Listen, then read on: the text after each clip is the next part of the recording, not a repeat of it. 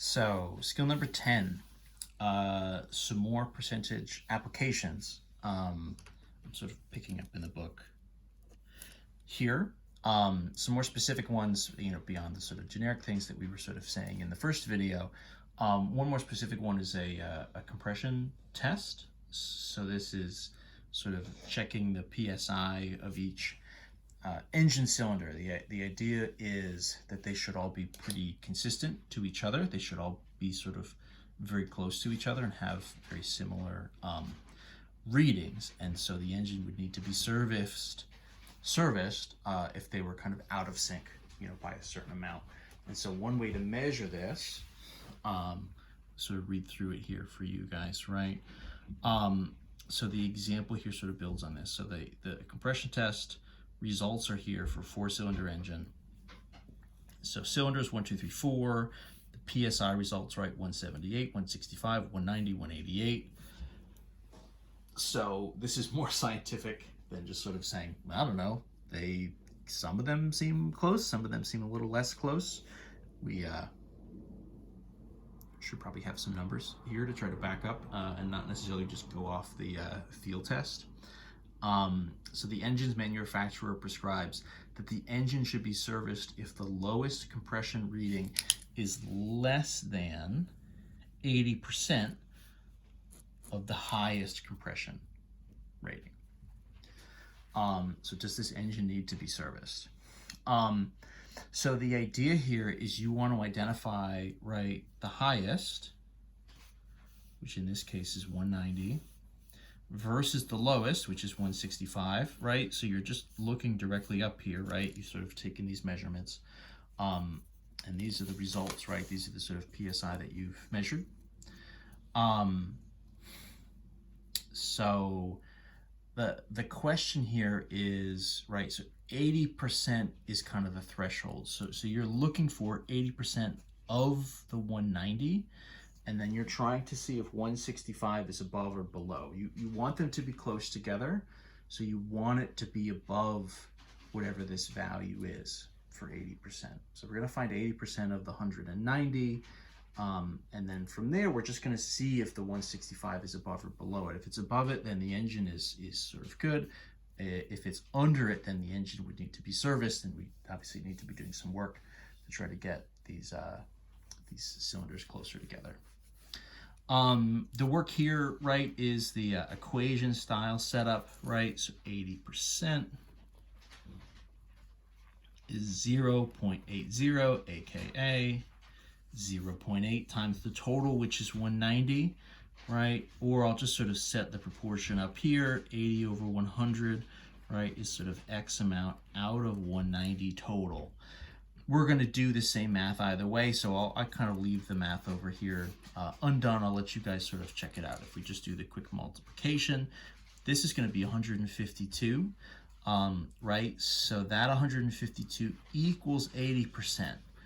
So if we're above that, right, if we're above 152, which, right, 165 is over 152, so the engine does not need to be serviced. So this engine is fine according to these, specifications from the manufacturer, aka that made up when we wrote the book. In theory, right, maybe sort of a quote unquote finely tuned engine, maybe those need to be within 90% or 95% of each other, right? Maybe they need to be like very, very, very close, and very precise.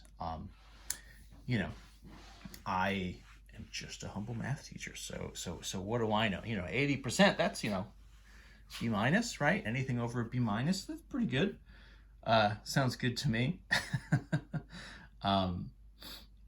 But as far as like, hey, this is all these gears and all these pistons and all this stuff, sort of rotating thousands of times per minute. Maybe let's be a little more precise than that.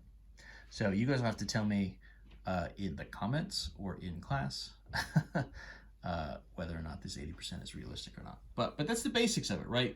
The other thing here in this particular one is we never actually use the sort of middle two values, right? The sort of 188 and the 178, don't get used. We're really looking at, in this case, the test is just a sort of comparison of the highest versus the lowest. And so what's the span there? The one thing I'll say here, I guess, just to sort of emphasize, is the highest value is what you're using as your total value here, right? So the 190, that high value is your total value, is what would be the whole value for your percentage, right? So if you set the low value, 165, as your sort of total value, if you tried to like flip this around and say like, so what is this, a 20% difference, right?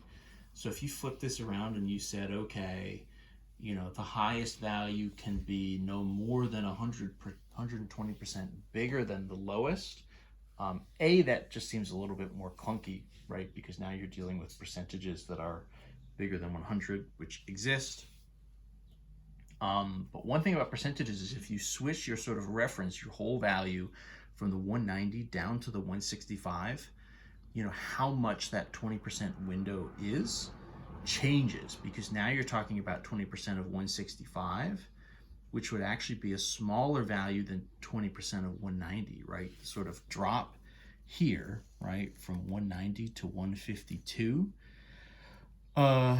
is what, like 38 psi. If we use 165 as our reference, 20% of 165, I guess I'm talking through this, so I might as well just crunch it. 0.20 times 165. 20% of 165 is 33 instead of the 38 that we had before. Now, so if I add 33 to 165, that's going to be what, 198. This is still in that range from this imaginary thing that I said, but you can see it's a little bit closer, right? It's sort of closer to being, to sort of needing service, because the sort of window there is smaller.